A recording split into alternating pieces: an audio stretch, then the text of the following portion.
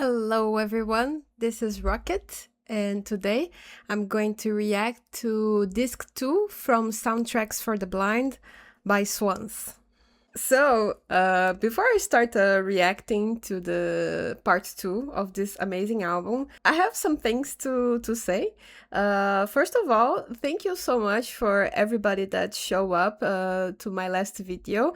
I was so happy to see so many comments, and it was really nice to see how much people enjoyed it, and also to see comments like people revisiting this album and falling in love with it again. I was also really happy to see people recommended me other albums for me to react to, and also like a lot of people recommended me like the sequence of albums that I should react to next, and I was really happy with the positive response that I got from the last video, so thank you so much for that. And yeah, I also wanted to mention that I've been listening to the part 1 from Soundtracks for the Blind these past few days, and I'm in love with this album already. It's incredible. It is really good. I've been finding myself coming back to it really often, and I actually created an artwork these days while I was listening to the part 1 of this album. This was the art. Yeah, I just wanted to show you guys. Yeah, this artwork was inspired by the album, of course. It is an analog collage, and I also use a technique called the tape transfer. And yeah, I scratch it with a metal sponge, so I give this distressed look. So mimics like the drone-y feelings that the album has, and also with the child imagery and also the hands like symbolizing imposition and something like that. But yeah, it's just I just wanted to show you guys an artwork that I made inspired by this first part of the album.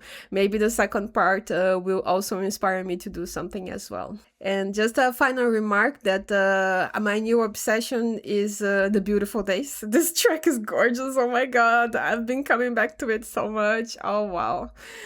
Yeah. Well, with that, I think I'm ready to jump into the second part of this album. Let's go. So the first song from disc 2 is Red Velvet Wound. Let's go.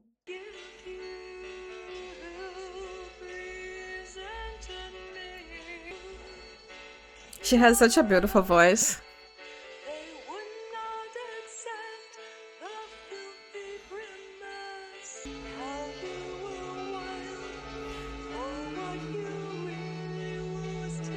Oh.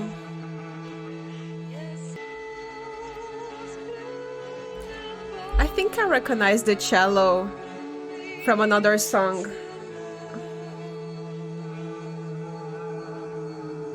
Yeah. Wait, I recognize this.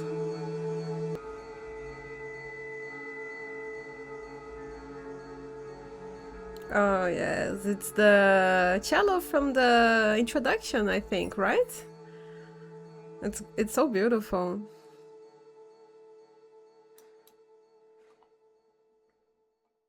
Nice. Oh, this was a gorgeous intro for the disc 2. Really beautiful. I just learned the singer name is Jarbo, I think, right? Something like that. Jarbo, Jarbu. I don't know how to pronounce it. But yeah, she has a gorgeous voice. I like how light it was here on this this intro. And I was really caught by the cello that I think it's from is it from Red Velvet Corridor? Wait. Yeah. Nice. So there is a reprise then from the cello. Oh yeah, Red Velvet Corridor, Red Velvet Wound. It makes sense. Yeah, really nice intro. Okay, let's go to the second track, The Sound. I like the guitar with the reverb.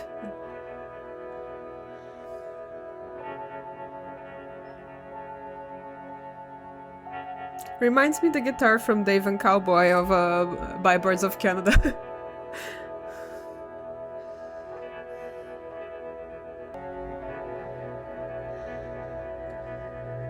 Also with the vibraphone in the background is really beautiful.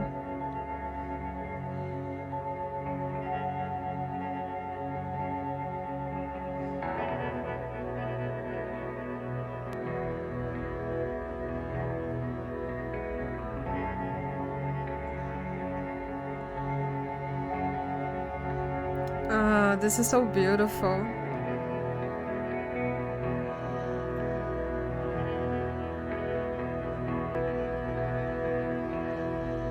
And why?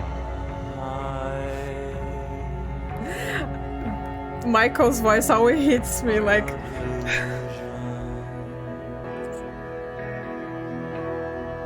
But inside there lives a sound.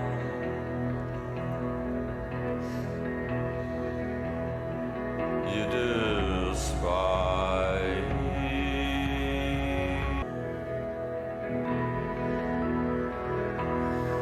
You despise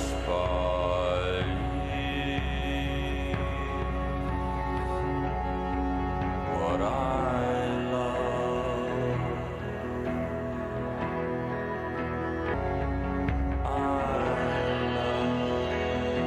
Oh my god, this is so beautiful.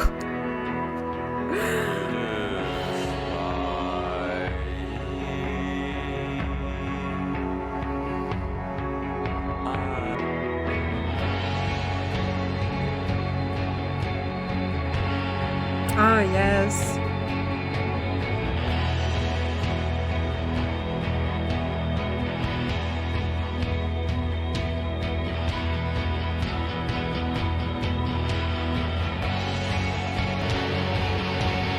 Yes.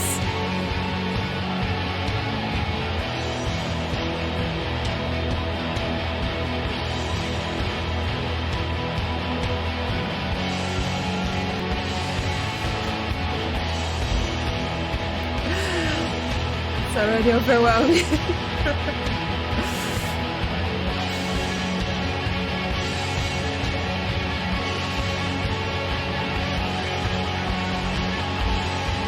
Yes. So good.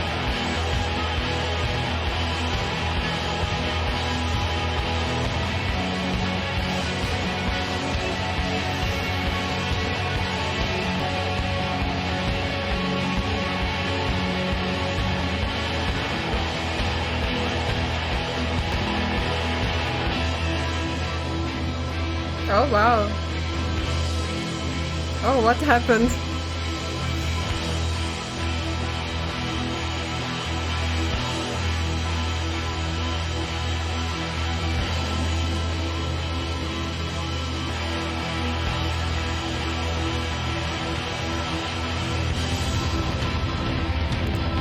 Yes. Oh yes.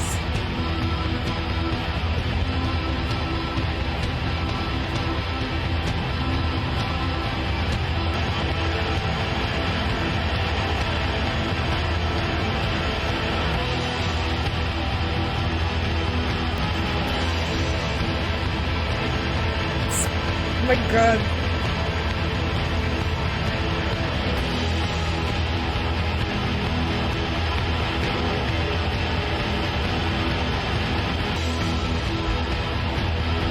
Ah, this is so good. Oh my god.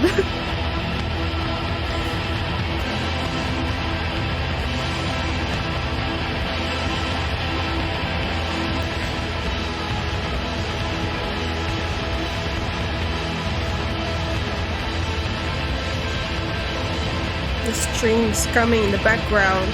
So powerful.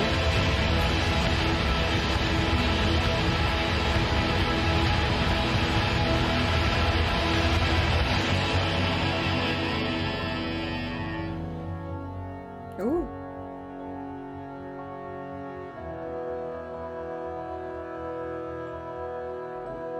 Wow, such a like a cleanup.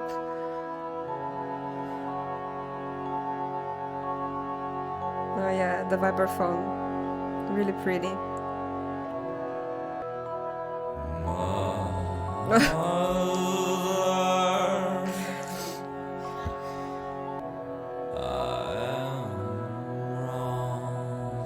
My god, Michael has such an effect on me.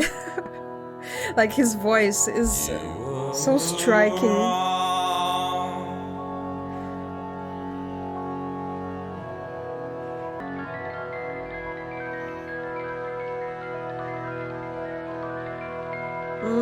This sound is so pretty.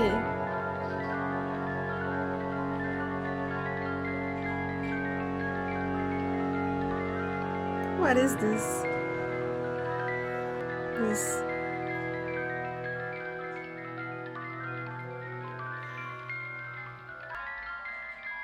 Oh wow, that's a very nostalgic, eerie vibe now.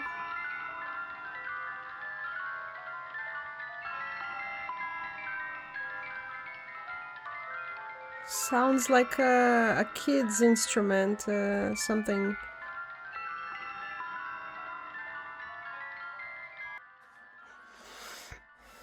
Does it transition to the next one? No, right? Yeah, fade out. Oh. So, you guys, wow, the sound. This was a masterpiece. Wow, like, actually, yeah, this song I think I like more than the others that I heard on disc one. It is perfect. It is so good. And I think it also connects a lot with the helpless child, I think.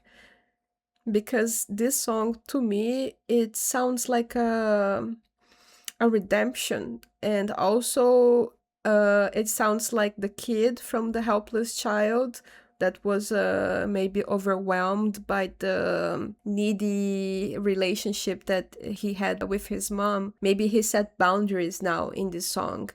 And yeah, it does really feel like someone like imposing like a limit, a boundary. And it does sound like he's lifting up and redeeming himself, and he's seeking for redemption, and he's like also not only recognizing his own mistakes but also his mom mistakes. Very powerful song, wow. And also, like, oh my god, yeah, we had this the first part with the reverbing guitars, which kind of remind me of Dave and Cowboy from Boards of Canada.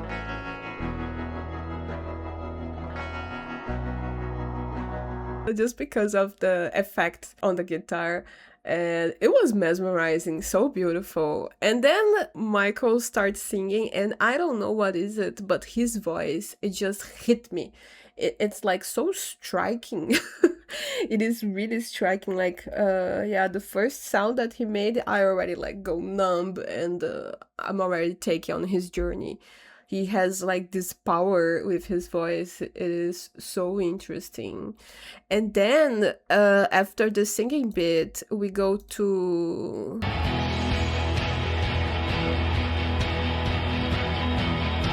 Okay, so we have about like, I don't know, maybe 8 minutes of pure post-rock bliss. It is so good. Like, oh my god. Like, this is like top-notch post-rock right here. Like, this whole section, it's amazing. Amazing. Oh, I will definitely come back to this song. Like, for sure. It is gorgeous. And then the song ends again with Michael singing. Wait, where are the lyrics again? Mother, I was wrong, I am wrong, you were wrong, I am wrong. Yeah, so this is the part where I think like he's recognizing like where they're both making mistakes throughout the choices on their lives. Yeah. Wow, this song is gorgeous, you guys. It is really, really gorgeous. I love it. And I didn't even felt that it was 13 minutes for real. Like for me, it it went like this, you know, like so quick. Yeah, chef kisses, really good. Okay, so let's go to the next one. Her mouth is filled with honey. Okay.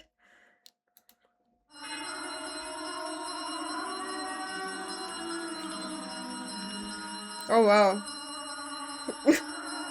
Oh wow, that's a lot. Oh, that's very loud. The sound of the bells.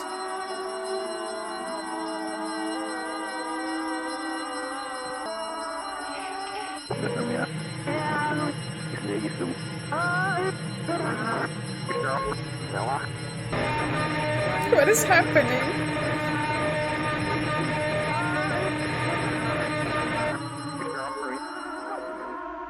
Oh, this is overstimulating. It's a lot. I thought I heard the hi-fi going, stereo, and I opened the living room door and she was stretched out on the davenport. I guess she's mooning over this boyfriend.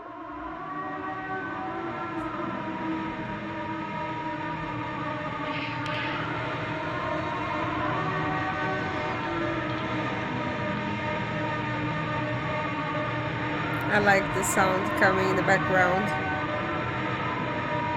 Guitar.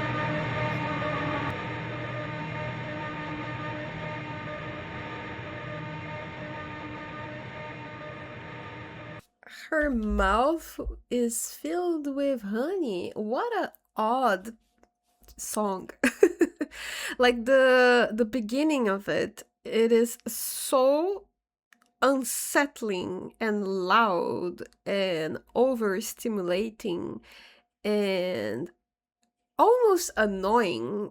It is not, but it is almost annoying. Just because the bell, it is really like it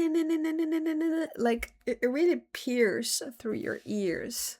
So, but after like the bells, it calms down a little bit. Yeah, it starts becoming really interesting, and I like the little odd piece of spoken word in it. Have to check the lyrics again, but very interesting song. I quite like it, but I have to say that the beginning of it was quite like a shock for me. I imagine that if I'm having like a really chill time, I might skip like the the song just because the beginning is so like loud and unsettling. But other than that, I find it really interesting. Solid song. Okay, let's go to the next one. Is Blood Section. Wow. Okay, Blood Section. Let's go. Okay.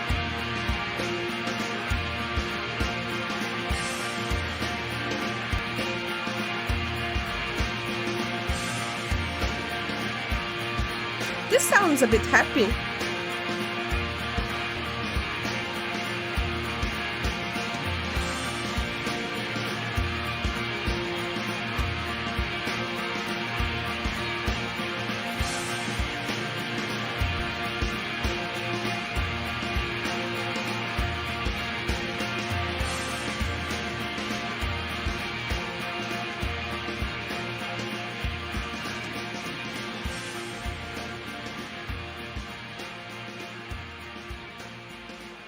Oh, what a long fade out. Okay. Okay, Blood Section. It's a very solid interlude. Actually, for me, it sounds like an actual section inside a bigger song, like the post-rock bit from like a really long song, you know, like the happy part of the post-rock where there is hope and there is like something good happening, or something good is about to happen or unveil, something like that. So it does sound like it belongs to another song, maybe. And also it's very interesting that it is just like 2 minutes and 40 of this section, and it doesn't like really sound like an interlude. You know, I'm more used to like hazy ambient interludes, so yeah, it does sound like it was taken from another song. But I quite like it. It is a nice breeze of fresh air. So yeah, I quite like it. Okay, the next one is Hypogirl.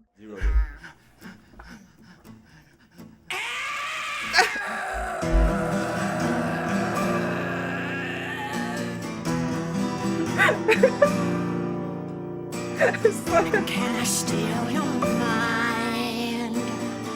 Can I feed in your eye?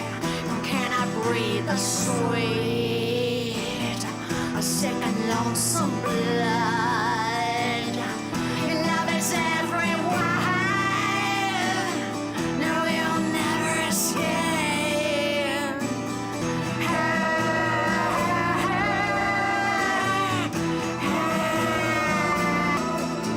Can I cut out the core and steal the food in your hand? It sounds like the vocalist is throwing on a different accent. Where it's dark and it's wet.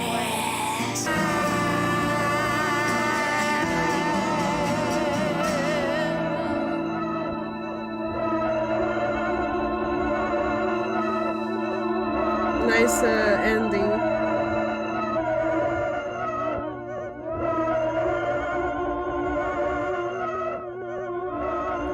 Okay, Hypogirl, what a striking song. I actually jumped scared when she started singing. Oh my god, like it was so loud and in your face, and yeah, this song was like very present. And is this Jarbo singing, or is it someone else? Because if it is her, like she completely changed her voice. Also, like she was, I don't know, maybe like doing a different accent than what she usually has. And I noticed also like a very nasal sound to her voice, like wow, wow, you know. So yeah, it sounded very different from her voice. Maybe it is someone else, and yeah, I might be mistaken. But if it is her, it's very impressive that she can actually like change her tone and do this thing with her voice. Very interesting. Yeah, I was really like struck because the vocals are so present, and but it is a good song. I have to go back to it and actually like pay attention to the lyrics. I was just like really like paying attention to her voice and how striking it was like in this song. But yeah, cool song. Okay, so let's go to the next one. Minus something.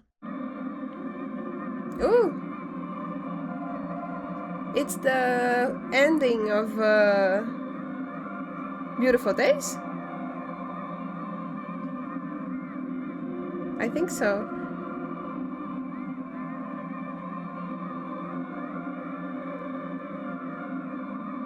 I love this sound so much. It's so mesmerizing, nostalgic. Nice. There's been a lot of upsetting. It's like I feel now like minus something, you know. I feel faded.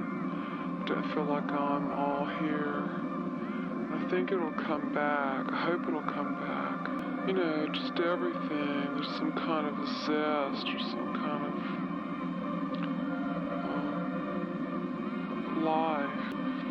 Oh, it's like dreading a It lot. has to slowly build back up, and then it has to be kept. I really like that spoken word. It is the same person from the Beautiful Days, right?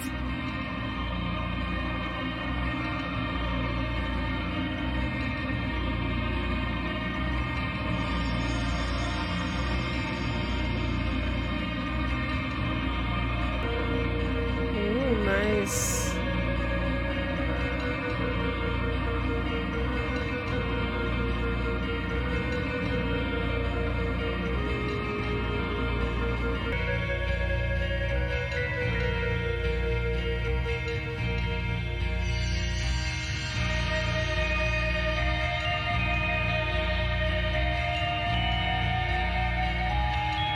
Oh, this is beautiful.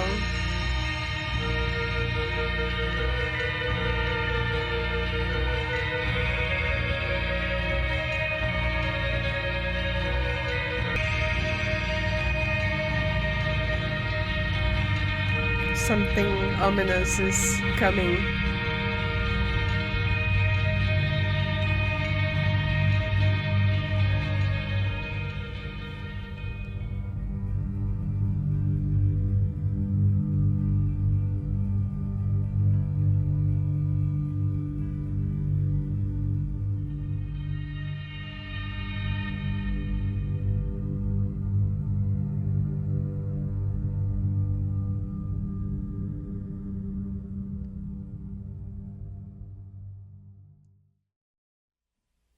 Okay, so minus something. I love this track. It is like a part two of A Beautiful Days, right? I noticed the person, it is the same voice. Actually, like the first time that I listened to it, I didn't notice, but it is like a distorted woman's voice. And on A Beautiful Days, she was talking about maybe, I don't know, operating on a sex hotline or something like that. And this one feels much heavier. Like the way she speaks and like as she continues speaking, her voice starts to dread more and more, and what she's saying also becomes more and more heavy, and by the end of it, it's like you're dragging. But I really like how they did this, like part two of The Beautiful Days here. I really like how they continue with the same elements and the atmosphere that was built on that song, and it was transported here. And after the spoken word bit, it developed to something really mesmerizing and beautiful. I really like it, especially here on this last part, like so yeah, there is an instrument. I cannot recognize if it is some sort of flute, but it is really beautiful. And there is like a very ominous sound coming in the background that really like wraps up the music in such a beautiful envelope. I really like this one. Minus something. Really good, really good. So let's go to the next one, Empathy.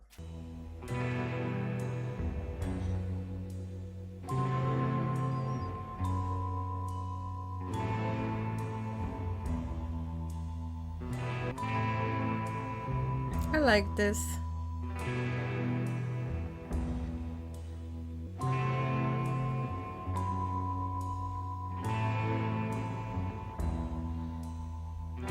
You were wrong Michael's to voice. resist me.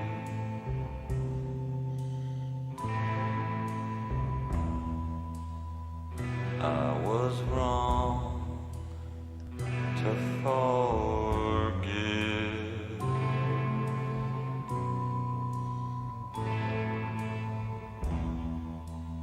But you praise me for this.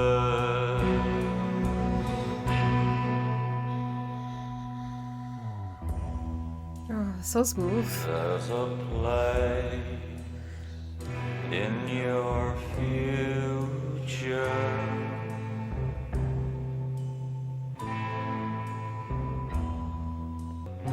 Then kill your name.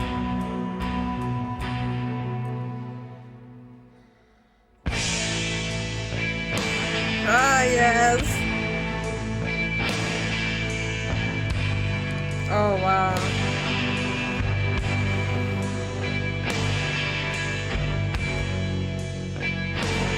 Oh, this is gorgeous.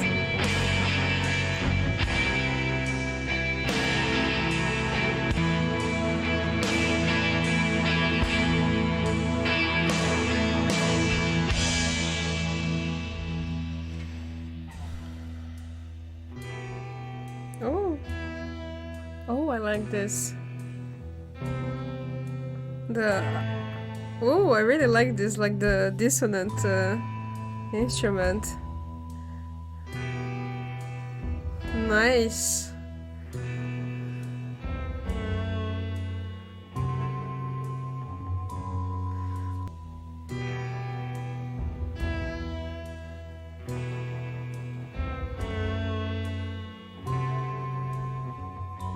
What a gorgeous section. You're afraid of the mirror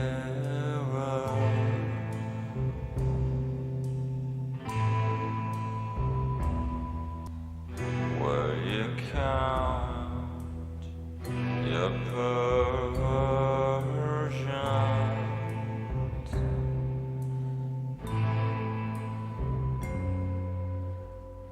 and you rise up with remorse. Why is his voice so intense? Oh my god.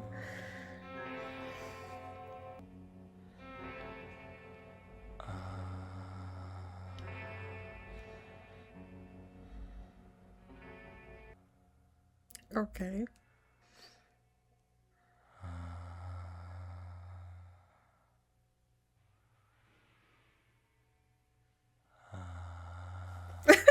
Yeah, this ending, it threw me a little bit. What a gorgeous song. Wow.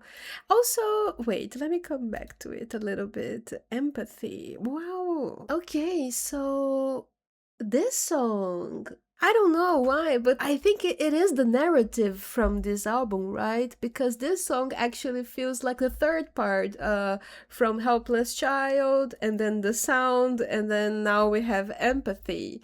So let me check this again. I'm not sure if the lyrics actually connect to the narrative from these last two, Helpless Child and the sound, but it does seems like it belongs in the same universe, you know, especially with Michael's vocals.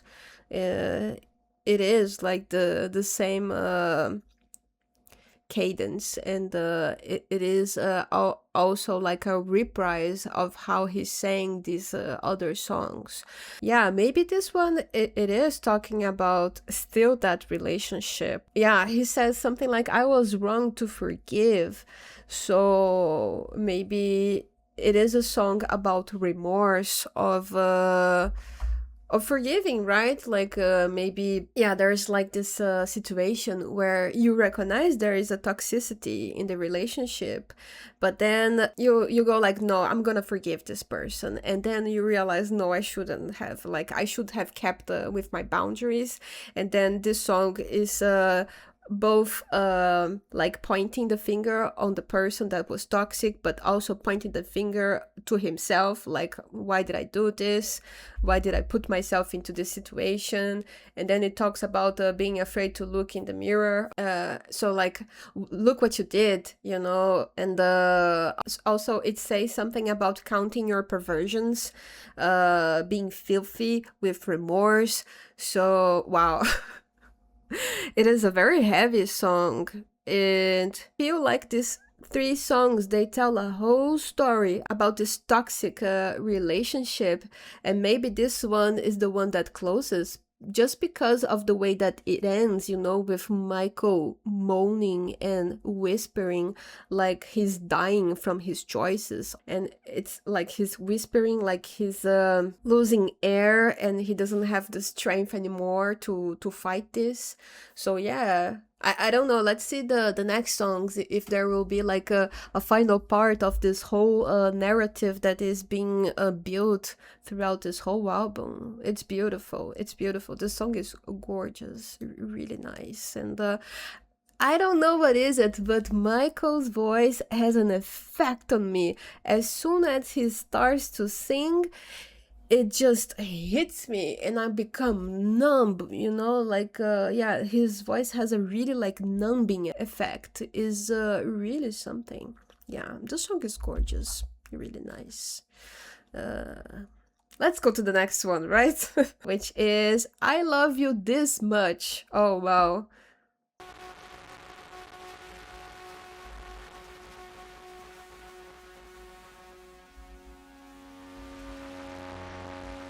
Mm.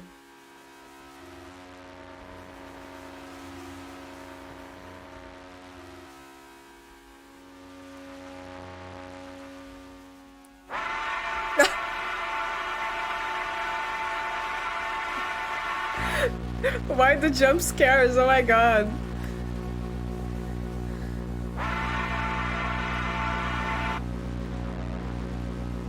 Please don't scare me again.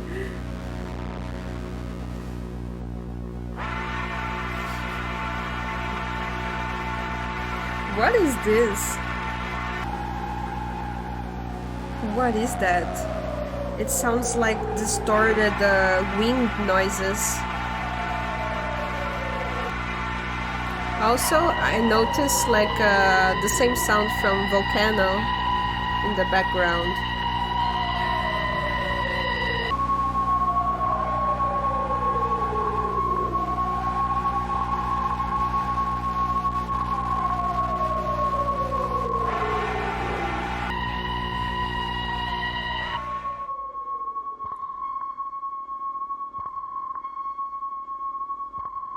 Please, no jump scares.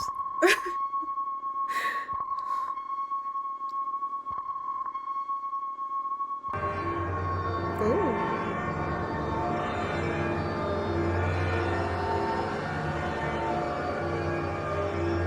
Distorted church sounds. Oh wow.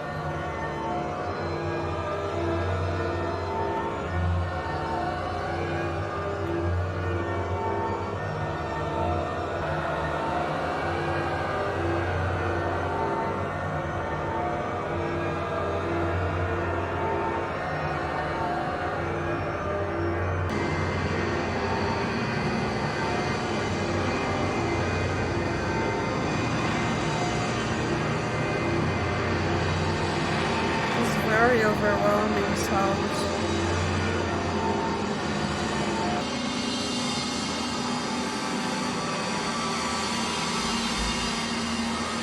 There are so many things happening.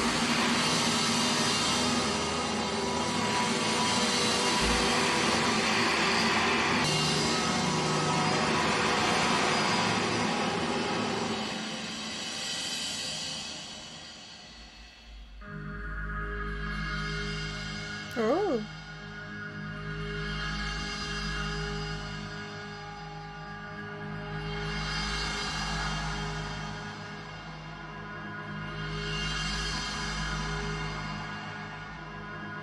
Oh, I like this.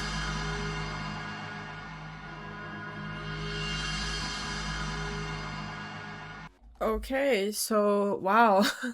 I love you this much. Wow.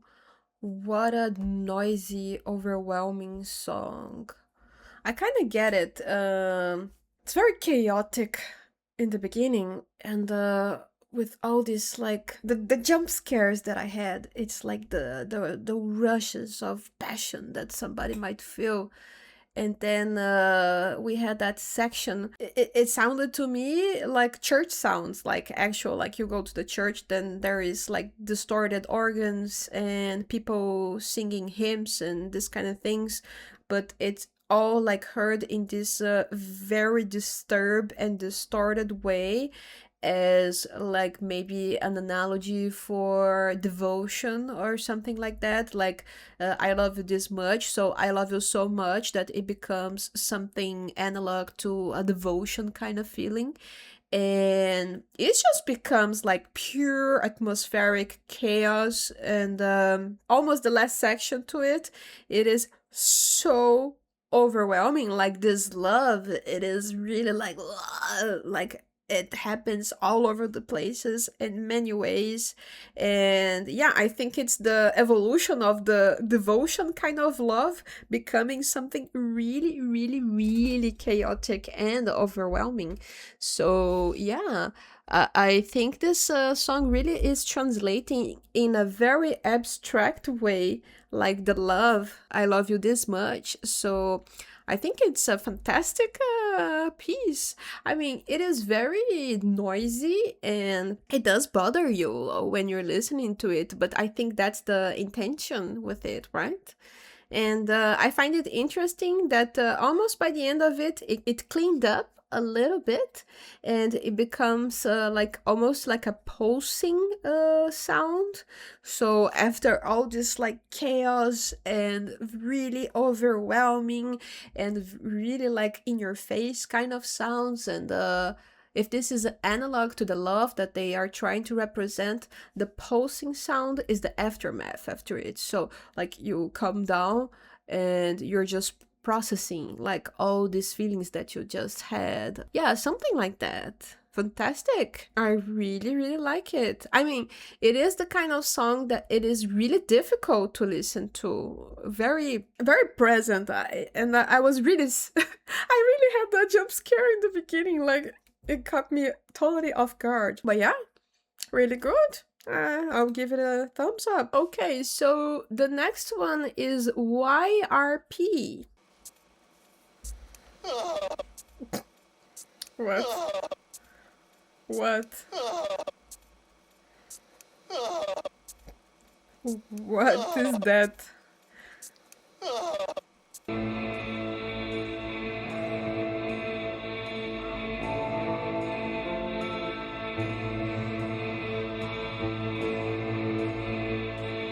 Dark beginning. You're superior.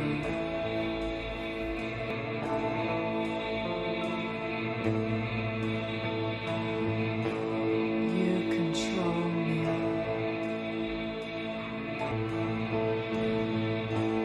You're deformed.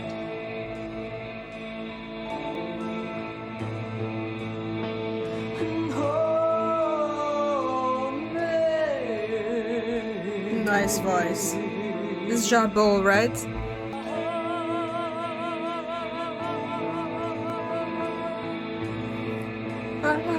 The vibrato was really nice.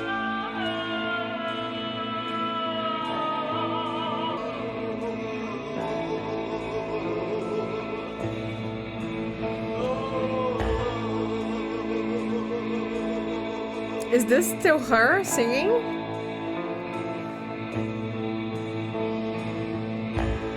You're corrupt. You corrupt.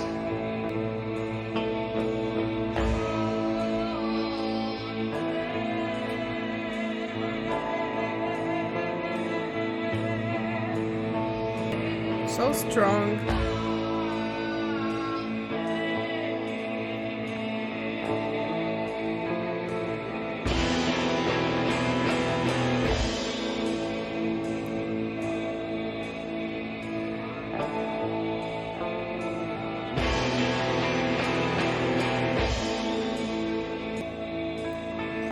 I like the hint of post-rock about to burst. Is it going to burst?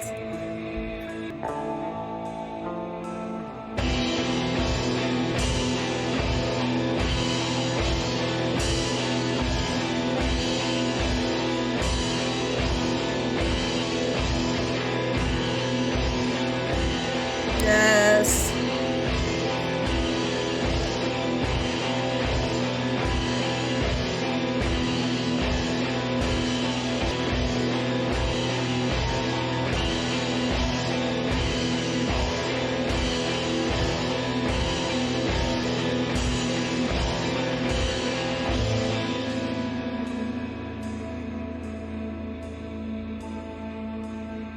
Oh, nice.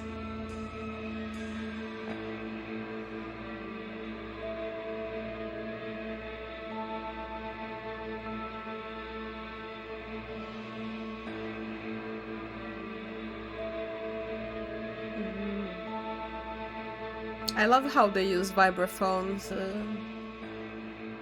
Wow. My God. What a powerful song. Wow. Very heavy. Very striking. The lyrics. I wonder if this one connects with the other songs that Jarbo also sung in it. Like the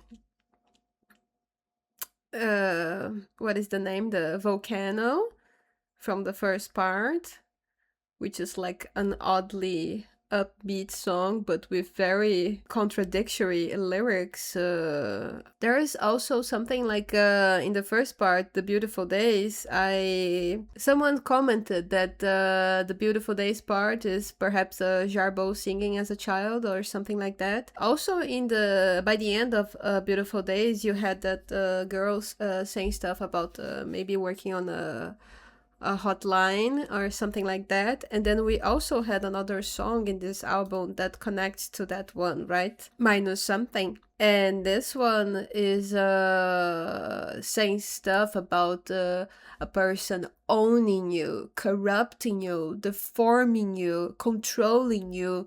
Very strong.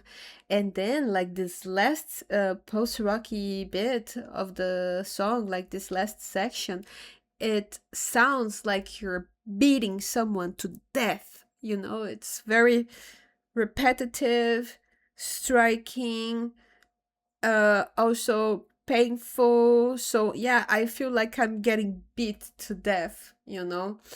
And yeah, I wonder if all these songs like they have their own narrative and they are connected somehow. Wow, this song was really good. I just got really like weirded out by the beginning of it with the weird voices, but yeah, this song is solid. Wow, what a tune, what a tune. Really like it. Okay, so let's go to the next one. Fans Lament. Oh wow.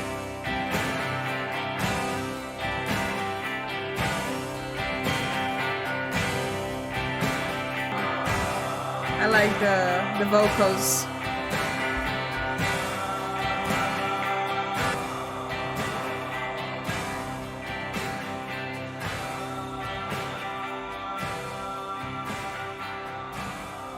Okay, nice little sad interlude. It's a bit. Oh yeah, it's a lament, right? So somebody is being sorrow about something. In this case, a fan, right? Quite like it. I don't have much to add to it, but yeah, I think it's a nice transitional piece. Let's go to the next one. Secret Friends.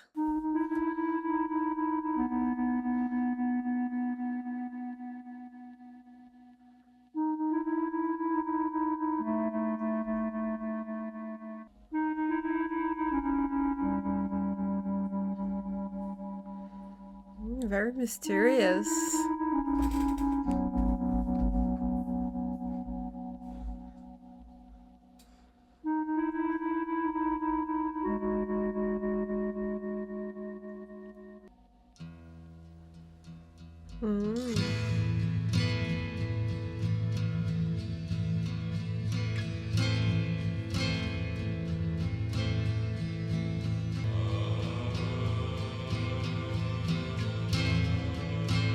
I like these vocals.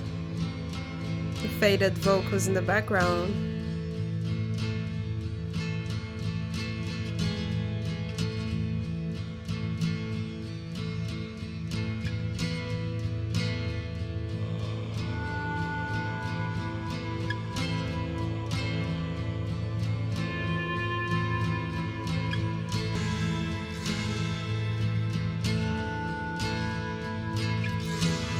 Oh, nice. Oh, is this an harp?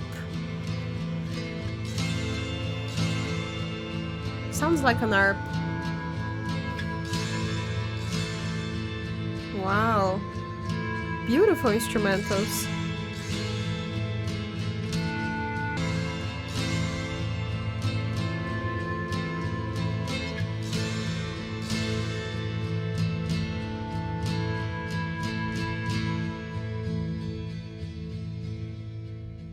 What a beautiful track. I really like this one. The instrumentals, they're gorgeous. They're really nice. I think very different from the others. I think it's a different feeling. I kind of get it, like secret friends, right? It does sound to me like something mysterious, a bit hidden, but also at the same time like a safe place. So it has like some hints of hope and something good and comforting, but at the same time you got this like uncertainty in the air.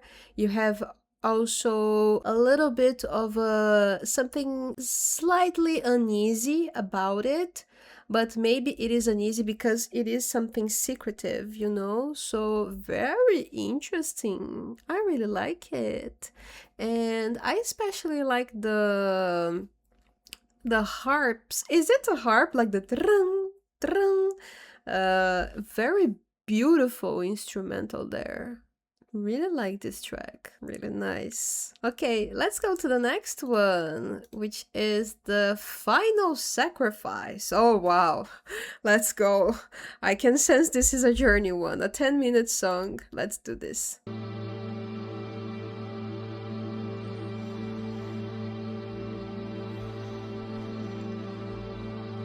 Nice strings. Oh.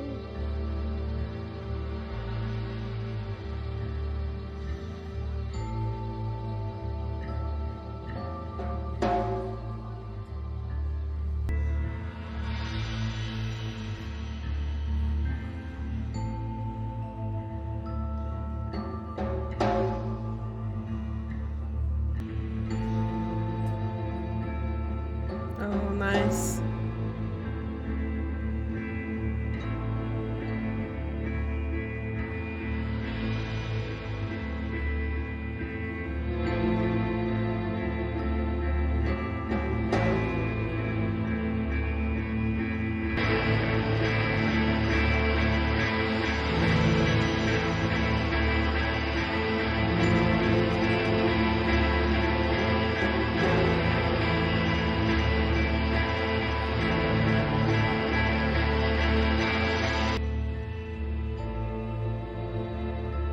Oh, this is so beautiful.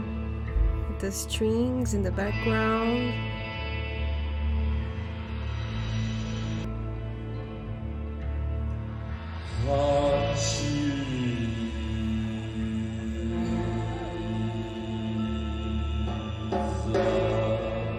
Oh, Jesus. Okay, we're going the Jesus route.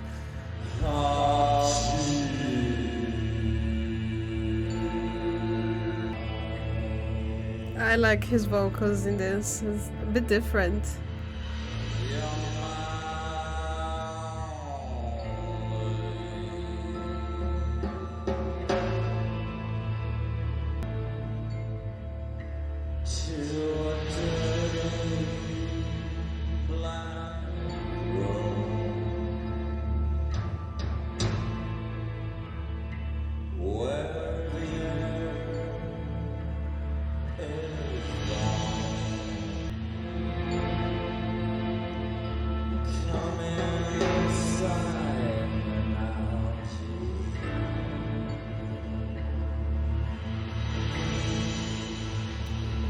Wait. Oh, come inside me now, Jesus.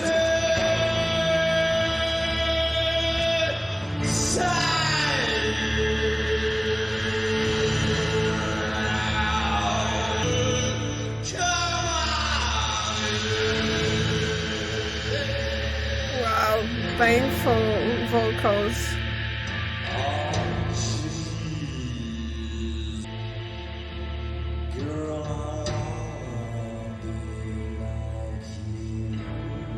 Girl.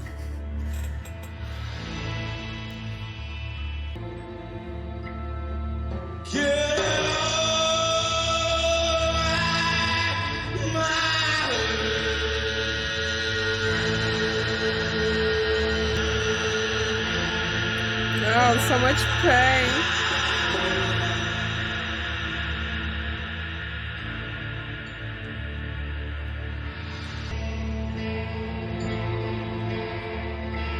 I like the guitar coming.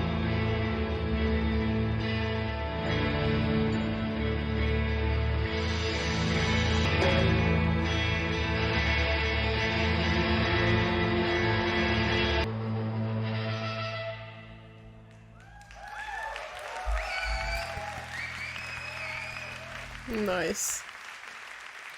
Was this one live? Oh wait, is this track live? Wow. Wow, the final sacrifice. What a painful song. We definitely went to the church here, you guys. Wow. That was a really painful song, and it just made me more clear that maybe we're also on a journey of devotion, right? I think this was kind of confirmed on the what's the name of the song? The I Love You So Much? No, the I Love You This Much, where we are perhaps talking about the devotion, like in a religion sense. And I was comparing that to love, but maybe here on Final Sacrifice, maybe we are talking about religion. Yeah, right. I'm just looking here at the lyrics, and yeah, it's yeah, this is a very devoted relationship with Jesus, right? I follow you into the dirty black room where the air is gone. You're my only God. I wait for you. Step inside me now. Come inside me now. And then I drink your blood, right? Like, of course, analogy in the Christianism. Then, almost by the end of the song, he says, get out of my mind, get out of my head. So this devotion is taking over this person. Actually, now that I'm thinking about it, maybe this is not about Christianism. Maybe they didn't intend to actually portray like the relationship that people have with their own religions, and in this case Christianity. I think maybe this is something else. Like, the song feels like a ritual, you know? It's here I can see the whole mantra quality that we had on the first part of the CD. It's coming back again in the song, so with repetition, and also it feels like you're being hypnotized into something. And this is a ritual of sacrifice. And I think it only uses Jesus here as an analogy to actually say that perhaps the relationship that people have with religion or something bigger is maybe causing a dissolution of your ego or something like that. I don't know, especially because of the part where he says about get out of my head, get out of my mind. Is it? Yeah. So maybe this person is struggling to find themselves within themselves and not depending on what their beliefs are, you know? So maybe that's what the song is really about. Maybe we're not going to the church, but we're actually looking inside ourselves and finding out that our egos are dissoluted by this devotion that we have with something bigger. Or it doesn't even have to be about something bigger, but about the devotion with something specific, you know? So yeah, the song is really powerful and painful. And yeah, and if it is about the dissolution of ego, it makes sense that it is so painful, because it hurts to not be yourself. It hurts to see yourself dying in that way. Wow, what a powerful song. I really like it. Sounds like a really nice closure to the album. I know that we still got 2 songs, but yeah, this is like the big song closing the album, right? Really nice, really nice. Chef kisses, Swans. Really nice. And also, I wanted to mention that Michael's vocals here, they're quite different. Is it still Michael singing here? Yeah, his vocals sound very different, very raw and hurtful, and it strikes me in a different place when he sings with his numb voice, but I quite like it. Really nice. Well, okay, let's go to the next one. Then it is YRP2. Oh, so we're getting a sequel to the... Is it the Jarbo song? I think so, right? Let's go.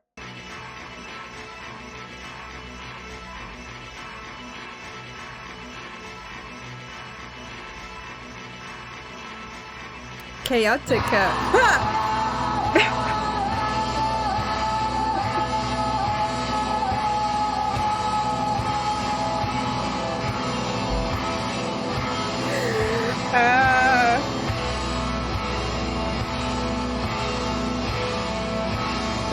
My heart is racing. Oh my god. Oh wow, what a jump scare.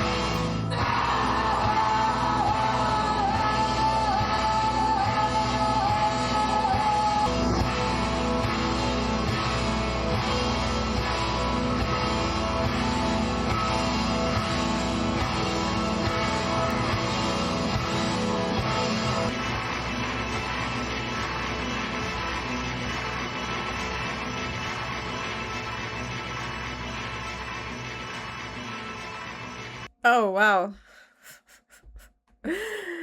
This was chaos, and wow, I almost didn't recover from the jump scare. My god, my heart was racing. What an impactful interlude. Wow. But I can see how it relates to YRP, the other song. Wow, Jarbo's vocals can be quite striking and in your face. Yes. But yeah. Oh my god, my heart raced so much with her vocals when she started. I'm sorry, guys, I get very immersed when I'm listening to music, so I really feel like shocked by it. But yeah, that's a valid follow-up to the YRP. And also with the repetition, it also comes back to that same idea of something getting beat down to death. Like I'm constantly like repetitive movements of just like inflicting pain in something. And coming from the last song, the final sacrifice, maybe it's the ego. So am I like beating my ego to death? So yeah, maybe something like that. Well, let's go to the last song, Surrogate Drone.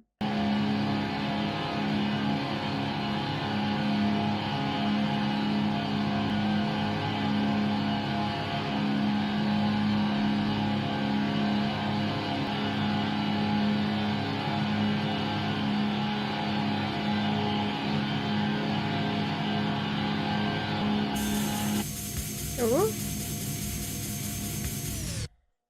Oh, nice. Oh, cool. I like how it ended with that sudden stop. Wow. Oh, I really like the ending of this album because it feels like it's a breather. You know, so after all these overwhelming tracks and all the things that we went through, and right now with YRP2, we're like beating our ego to death. Now we get to rest and like reflect about everything. And it's very hazy, droney, and yeah, coming back to that same dark meditation vibe that we had on disc 1. I really like it. But I really like actually the fact that it ends with that quick sound. So we're taking out of the hypnosis mode. Really good, you guys. And also Surrogate, there is Surrogate 2 on disc 1. And I'm not sure like if it reprises some of the instrumentals, because I remember Surrogate 2 was very like also like repetitive with the cello, right? There is an effect on the cello, and I couldn't notice if there is any similarities between these two, but also this one is like a droney outro. Really good. Wow, you guys, we're finished. Oh my god. Okay, this album, the whole thing was so special. Now listening to the second album, I could really understand better a lot of the aspects of the first disc. And I am amazed on how Swans is able to build this mosaic of emotions and storylines, and also on how they draw us to these storylines. It is so special. Like, I am so, oh my god, amazed by it. This was quite impressive, you guys. Like, on the first album, I ended it much more emotional and drained and overwhelmed. Today, listening to the second part, I am a little bit less emotional, but I am also feeling a little bit drained and overwhelmed, but in a different way. The disc one, it sounded a little bit more raw in emotions. Also because I think this disc is a little bit more about childhood and what you're bringing from your childhood, like the traumas that you're going through and everything. And the second disc, it looks like you're already grown up and you're dealing with all that trauma that comes with your childhood and the things that you suffered in it. And I think I was thinking about having like maybe one storyline for Michael and another storyline for Jarbo, but actually, like, reflecting more about it, I think, yeah, Michael's storyline with the relationship with a mother, right? It's not necessarily Michael, I know that, but like the relationship that it's portrayed with Michael's voice, like in the first album with Helpless Child, so it is a very like dependent relationship, like very toxic. You drug me with kindness, like this kind of things, like really leads me to believe that this was him, like recognizing the traumas of this tight relationship with the mother. And then we come back to the disc 2, and then we have the song The Sound, which is the song that I realized that he's setting the boundaries, you know, so he's grown up, he's setting the boundaries, and he recognizes how traumatic was this relationship with the mother and how it affects him until today, and maybe the mistakes that he has done that maybe has an origin with this childhood trauma with his mother. And then we have empathy. Maybe this is hard for some people to recognize, but it's not just because it is your own mother or your own father or someone that shares blood with you that you are supposed to forgive them, because sometimes some people, they just have to be out of your life. And I think Empathy is the song where he recognizes like how toxic was this relationship, and he kind of dies with it after it. But what I really want to mention, actually, that I think it's very interesting is Jarbo's songs, which is Beautiful Days in the disc 1, which for me represents the childhood or the idea of innocence, and then by the end the corruption of this innocence. And then with Volcano we have the sexuality, but it's like almost like a performatic sexuality, right? So it's almost like a caricature vision of sexuality being performed. And then on disc 2 we have the YRP song, and this song is very important because it talks about submission, about control, about being owned, about being a property of someone else. And this song is very powerful because it is talking about of a role that women often they find themselves in the society. And then YRP2 is the continuity of this violence that is done against women. So I think actually like the storyline of Jarbo is actually talking about many storylines that women can find themselves in it. And it's talking about losing your identity. You know, so when you put yourself into some roles because of society, you may lose yourself to that, which comes back again with the Final Sacrifice, where I believe that it is really talking about the dissolution of ego. So it is very interesting that like all this like this mosaic of storylines and emotions that are happening in this album. And I think it's very compelling how they do it. So like in the first disc, I do have like this notion of seeing a movie with my eyes closed, you know, like so it justified the name Soundtracks for the Blind. But on the second disc, instead of seeing that movie with my eyes closed, I become the character, you know, or one of the characters. It's like I'm being placed on the many characters that are perhaps portrayed in that movie. And it is so interesting the way that they do this, and I really like it.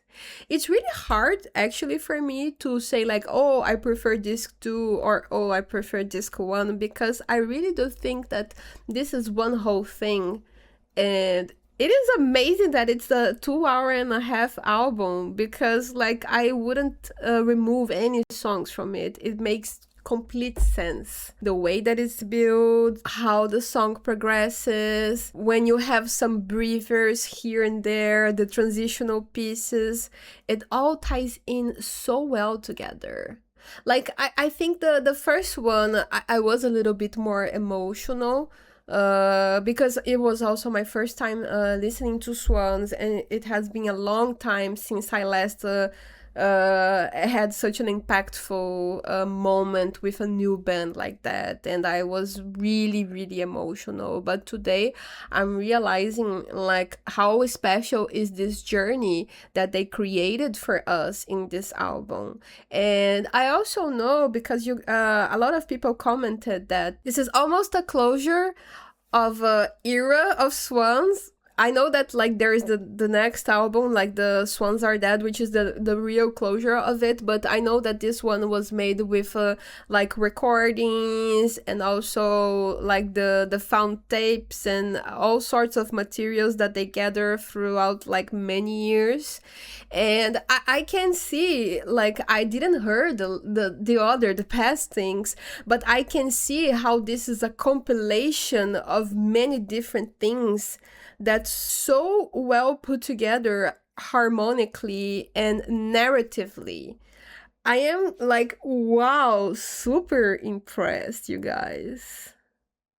It is really special. I think it had a bit less hazy and the droney interludes, but I like so much how they tie in the songs from disc 1, disc 2, how something reprises from one track to another. It is really, really interesting, you guys. Wow. I'm so happy. I'm so happy that I experienced this. It makes me really excited to check Swan's other releases, for real. Like, wow, I cannot wait to really dive into this massive rabbit hole that it is Swans. Like, wow, you guys, I'm so impressed.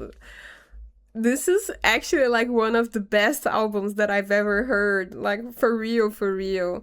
And I saw a bunch of people saying like, wow, you're beginning from Soundtracks for the Blind, that's a lot, like and actually I'm quite happy that I begin with this album, because it is a great album to introduce me to these amazing musicians, and I feel really compelled into diving into their discography now. Like, I don't know if maybe like another album that is not so post-rocky or so instrumental or, you know, like so impactfully emotional would draw me in so much like this one did. Maybe I'm wrong, but I think this was the perfect introduction for me. Like, I really feel like I am already a fan, you know? Like, wow, you guys, this is so good. This is really good. Thank you, Reddit folks, for recommending me this album to listen at first. It couldn't have been a better choice for me, I think. It ties in with my past references and the bands that I really like, especially Godspeed You Black Emperor. And I see a lot of people in my last video in the comments already mentioning what I should listen to next. And I've already decided. So like regarding Swans, like the reactions of specifically Swans, I will do the following sequence. So after this one, we will have the Swans Are Dead part 1, part 2, because I see it's also like a huge album. And then we're going to do the trilogy, which is, let me check. Okay, so we're going to do the Seer first, which is a 2012 album, and then To Be Kind, and then we're gonna do the Glowing Man, right? And all of these albums, I think, will also be split into 2 videos, part 1, part 2, because they're huge. They're all like minimum 2 hours duration. So yeah, I think I will split them. But of course, just mind that I might do some other reactions in between those. So like alternate also with other bands. But yeah, I'm really excited to explore more of Swans. And after the trilogy, I was thinking of maybe revisiting some of their older stuff, but I am open to suggestions. Like, you guys see what I really like, and yeah, I'm really open to see what you guys suggest for me after the trilogy. And I'm really excited to dive into their rabbit hole, you guys. This was really, really fun. Well, you guys, I had a lot of fun today. I hope you also enjoyed this video. And for the next one, I think I will return to my Boards of Canada series with the tier lists. But don't worry, because the Swans reaction will come right after this. So if you don't want to miss, please subscribe and consider turning on the notifications, okay? I'm also leaving here on the description some links to my socials. So that's it, you guys. I see you in the next one. Bye!